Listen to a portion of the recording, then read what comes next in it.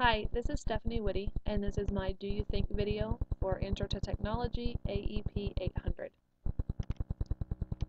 This video is over critical thinking. In this video, I am going to discuss what critical thinking is, the core critical thinking skills, what critical thinking allows you to do, the critical thinking process, and how teachers can support critical thinking in the classroom.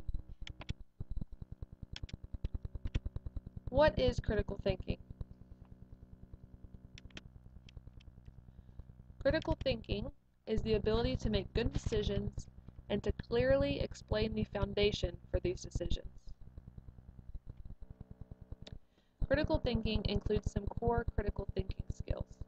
These core skills would include the ability to make inferences, to make explanations, to evaluate, self-regulate, interpret, and analyze. Someone who is successful at using these critical thinking skills would be allowed to do the following. They would be able to judge the credibility of the sources. They would be able to be open-minded, identify conclusions, reasons, and assumptions, and develop and defend a position.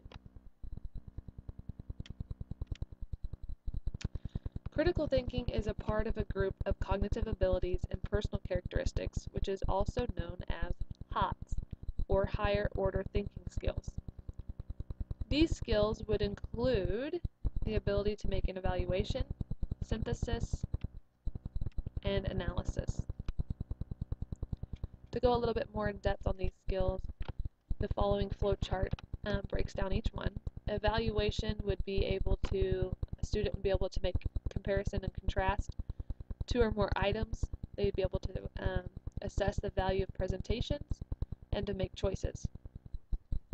They would be able to synthesize. In this process, they would be able to use old ideas to create new ones. They would be able to generalize, relate knowledge, predict, and draw conclusions. They would be able to make an analysis, or they would be able to see patterns, organize parts, recognize hidden meanings, and identify components. Critical thinking is like a big puzzle. It's a process. The pieces to this puzzle would include reason, analyze, review, and investigate. Under the review piece of the puzzle, a student would need to be able to review the content understanding and to clarify the problem. In this process, they would want to compile everything that they know about the topic so that they could make that review of the understanding and clarify the problem. Under analyze, the student would need to be able to sit down and analyze the material and what they've got. Organize all the information categories, split it into subcategories, and view all sides. Synthesis, they would need to be able to describe why it is significant. They would need to consider how they could apply it to their current knowledge, and what ideas do not fit into the explanation so that they could erase those. Finally, evaluate. The student would need to be able to evaluate the decision-making process.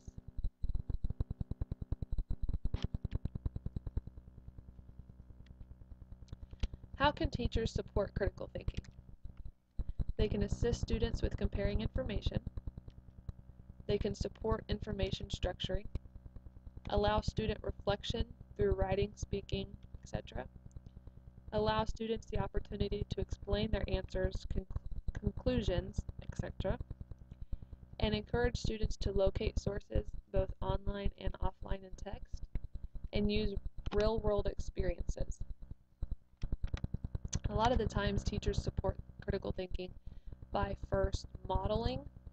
For example, on the assisting students with comparing information, I would use an overhead that has my compare-contrast graphic organizer on it, and I would model how I am reading the information and then I'm making my comparison and my contrast, how I'm actually filling it into the bubbles, why it's falling under the compare, and why it's falling under the part that they contrast on. After I've modeled this for my students, then I would try to give them one to do more independently as I walk around and monitor, and I give them feedback on why something should fall under a comparison and maybe why it should fall under the contrasting.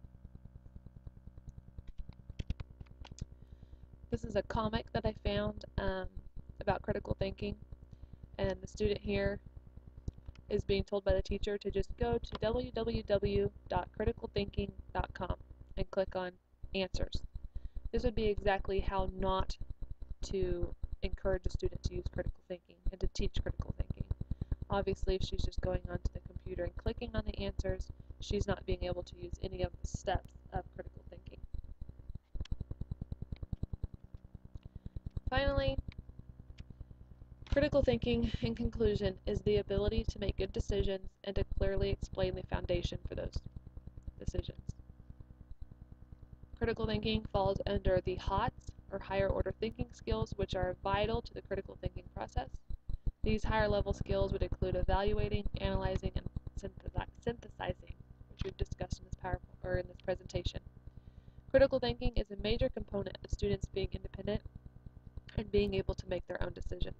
This should be modeled by the teacher in the classroom to encourage students to use the critical thinking and to help them develop how to use critical thinking.